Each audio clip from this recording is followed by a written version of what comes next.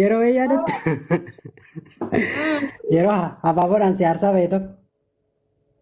Eenyu boy haaroo. Sifu kololo. Haasofneen beeknaa godhe gastii irratti illee Kololo. Iritti laafannu turte. ililleen si aarsaa ture.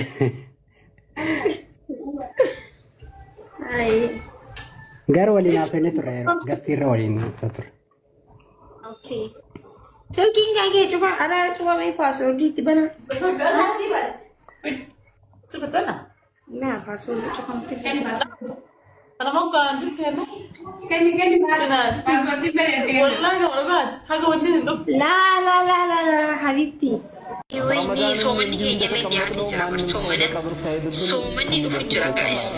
ከሚጾሙ ሰዎች አላህ Tiktookii ramadaan bakkeessaa haa guys. ትክክለኛ ጾመኞች Ramadaan bakkeessaa malee tiktookii maal taataniiti? እዚህ ቤት እንደሰበሰበ Sallallaadhaaf ሰዎች አላህ jaanii ቲቪትን bakkeessaa. ኩራትም አላህ ያሳለን የወንድም ፍቅር አላህ ይስጠን የዳህ ፍቅር አላህ ይስጠን Numaan lapheen jira ciisu yaadde daffaa. Yoom garramanii keessaa olaa wayi gurgudii bar. Ati kanaa gudii fiddaa. Daa'imaaf malee nama guddaa fidee yaa'u sicha malee. No, daima hinjen anti kashan je bazawe lappe hinjen negini. Maaliif jirtare akka biraa viidiyoo boy miis ilaalla. Mataa san tolfattee. Ibsaan bari jira kamun jiru ibsaan. Ifaan moo? Tooti lafanii jiru. Silkiin kanneen bira. Silkii lamaa lafee chaarjii qofaatu.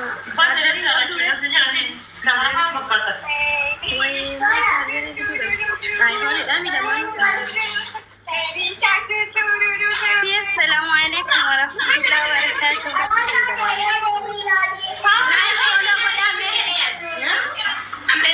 Sirbanuu banaa bakka.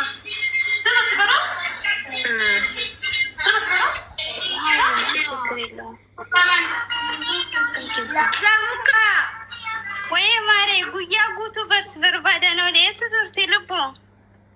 Kunoo keessummaa babbareedaa kanneen isaanii waliin jira barraarra mana kiyya dhufanii.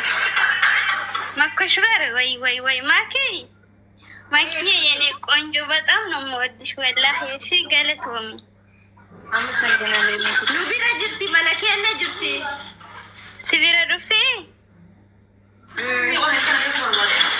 ገለቶሚ ጀይን ወላሂ ኑራይን በበዲና ከነመቲ ኑቲ ዲዲያዳሽ ማኪዬ ባየስ ያን ኑራን ፈጋቲ ቪዲዮ ላይ ነው ደለጊ ስንድንቅ ሲፈጣ ሲብሰለኝ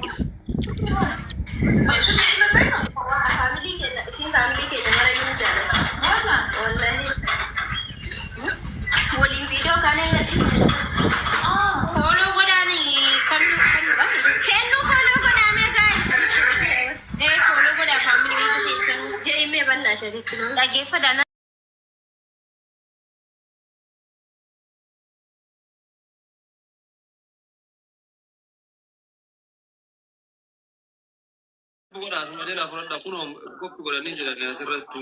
Nasruu kan jedhu kanami hayyee namni tokko qoftiin haa barreessu amma nama keessaa filanneeti namni lama akka barreessan maaliif akkaawuntiin waan cufamuuf yoo cufame immoo Jaafar Abdallaa Kajoo kan inni biraa dhiisa. hayyee hundi keessanuu tokkoffaan dura wal dhaggeeffachuudha lammaffaan immoo wal kabajuudha jechuudha. Erga wal kabajne booda akkasitti gargaarsatti deemna maaliif jaa akkaawuntiin ni gubata yoo isin hundi keessanuu barreessan ta'e namni dhuguma ijoollee tana gargaaruu dhuftan takkiin immoo akka gargaaramaniif du'aa'ee guutanii hirmaachisuu dhuftan nu dhaggeeffadha. Namnummaan tokko qoftiin haa barreessu. Eenyu jette Abdallaa eenyu jette? Jaafar Abdallaa. Kootana furuuf tattaaffachaa ture. Rakkoon tun immoo tan furamtu hin taane haati ilmaan hin barbaadu jettee maatiin kiyyas gaafan isii tana fuudhu na darbanii. Sababa kanaa an ammaan dura nama rakkadhee beeku miti. Ganda jabaa keessaan ba'ee ganda san immoo sababa isiitiin dhabee isiin immoo eega dhalte booda na jijjiramte an haalaan irroorrifamee isin dura dhufu dura an karaa hedduun tattaafadheetin ture ilmaan kana ammaan dura ni yaadatte jallaa daa'ima kana gaafa poolis dhaabee irraa fuudhu san fuutanii daa'ima kana guddifataa keessanii an dalagatti deebi'ee ture yeroo kana isin dawwaltee waan daa'ima kana warra guddifataan jette ni yaadatta sana warri guddifataa kun immoo daa'ima nuti isinii qabne hagalata itti harkachuu danda'u haati dawwaltee nu arrabsiti jaaniiti si galte maskootaanii si darbammoo dhuftee fudhattaa daa'ima kana jaan bakka hojiirraa daa'ima kana fudhadhe intalti sun akkuma gartan intala dubaraati waggaa 7 intala biyya tana keessatti waa hedduutu irra ta'a waa hedduutu isootarra gahaa bakkin amanu haati jilchitee jirti kaayee carraaqachuuf hin danda'u daa'ima kana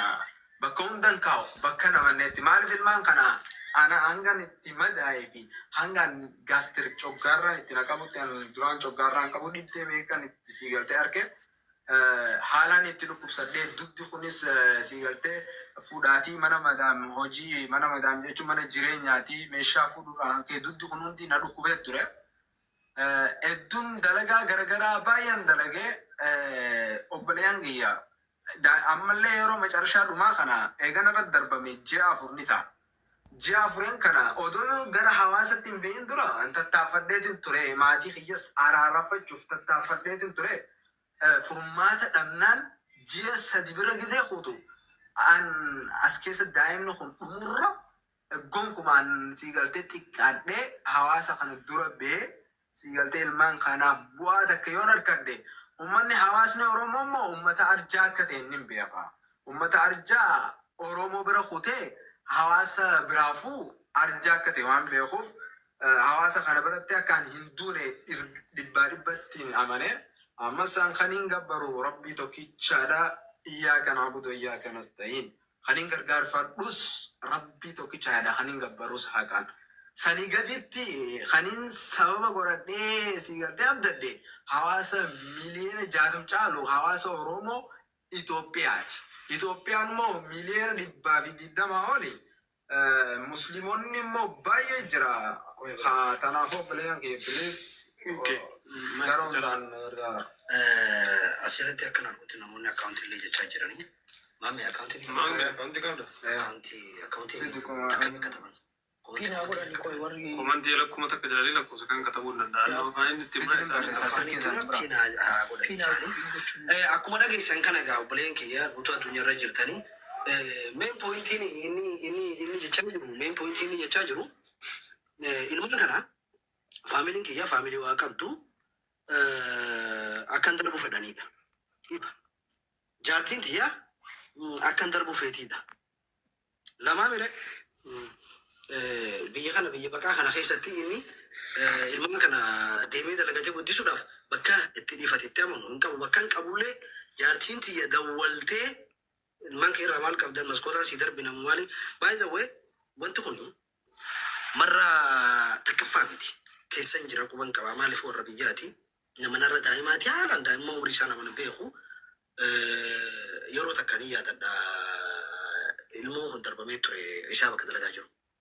Waggalama duraati. I think waggalamni ta'a bira gafu. La mucaan kun isaa ji'a 4. Okay, mucaan isaa ji'a 4 jechuudha. Isaa ji'a 4 jechuudha. So bakka dalagaa jireenyi riizinetti darbame hin beeku. Ilmaan kun darbame mootummaan fuudhee